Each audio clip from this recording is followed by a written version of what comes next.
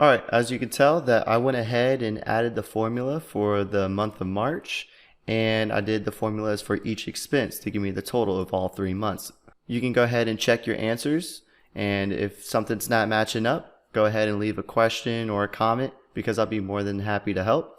And that goes for any time through the entirety of this course, because if something's not making sense to you, if I explain something wrong, or if I even made a mistake, I want to make sure that we're all on the same page. So once again, please feel free to leave a comment or ask any questions anytime. Now that we got the basics on how to build a formula, we need to learn how Excel executes each part of the formula. And what I mean by that is order of operation. Now you may have heard of this term back in your elementary, middle school days, algebra days. I know a lot of people don't like math, but hate to break it to you, Excel is all about math. Now, Excel does a really good job at doing the math for us, but we need to set up our formulas correctly so Excel will execute the formula in the way we want it to get us the correct values that we're looking for.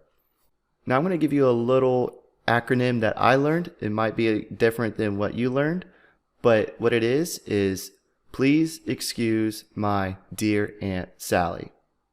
Now, this is the order that tells Excel which operation to calculate first. P is for parentheses, E is for exponents, then it goes multiplication and division, and then addition and subtraction. Now this is the order of operations that Excel will calculate first. What I mean by operator is that it's a symbol to perform a mathematical operation. So you got the multiplication sign, division sign, plus sign, minus sign, and so on. So just as a quick example, you don't have to follow me. I just want to show you a simple example of a formula that has a single operator and then multiple operators. In our formula, if I type in equals 5 plus 3, that has one single operator, the plus sign, and 5 plus 3 equals 8. Now if I go into our formula and adjust it and put 5 plus 3 times 2, now this formula has multiple operators. Now you would think it would go 5 plus 3 is 8 times 2, which would be 16. But according to our acronym, it does multiplication and division first, then addition and subtraction. So in this case, it's going to go 3 times 2 first, which is 6, then go to addition, which is plus 5, and 6 plus 5 is 11. Now let's go ahead and delete this and do an actual example with our monthly expense report. So let's say we want to get the average of expenses for each month. So what we want to do is type in the equal sign, click in cell B4, plus 500, plus 750, 125, plus 80, and then divide this by 5 because we have 5 expenses and we should get our average. So when I click enter, the average for the month of January was 2,391. Now if I select these cells and highlight them and check down in our status bar, we can see here, whoa, our average is 491. So what went wrong? So let's click on our cell where our formula is and kind of dissect what is happening. Excel actually has a really neat built-in tool to show how Excel is calculating the formula. To check this, what we're going to do is go to the Formulas tab and then click Evaluate Formula. And here in this box, it shows that we are adding all the expenses together and then dividing by 5. And if we click Evaluate, we could see what this formula is actually doing. So it has 1,000 for cost of goods sold, plus 500, which is 1,500, plus B6, which is 750, 1,500 plus 750 is 2,250. Then B7 is 125, 250 plus 2250 plus 125 is 2,375. Then lastly, B8, which is utilities, which is $80, and it should add 80 to the 2,375.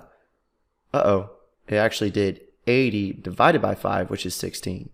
So it's taking 2,375 plus 16, giving us 2,391, which we know is incorrect. So we're going to go ahead and click close. And then we're going to go back to our formula and we're going to adjust it to make sure that Excel calculates this formula in the correct order that we want it to. So we know based off our acronym that parentheses get executed first. So in our formula, we need to add some parentheses to get the correct answer. So we're going to go up to the formula bar, click inside here, add an open parentheses at the beginning, and then add a closed parentheses after we add all the expenses together. So now our formula says we're going to add all these expenses together, then divide by 5. So if we click enter, now we see our average at 491, which based off in our status bar is the correct answer.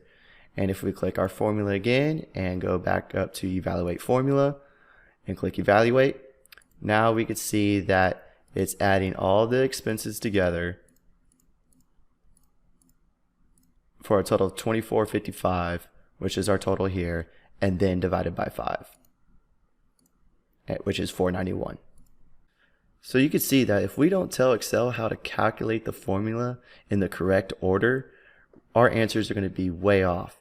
So it's really important to understand this order of operation. So this is actually a great time to practice and maybe do the same process for the month of February and March. And I also encourage people to play around with it. Add parentheses, add some multiplication, division, addition, subtraction, and see how Excel handles the order of operation.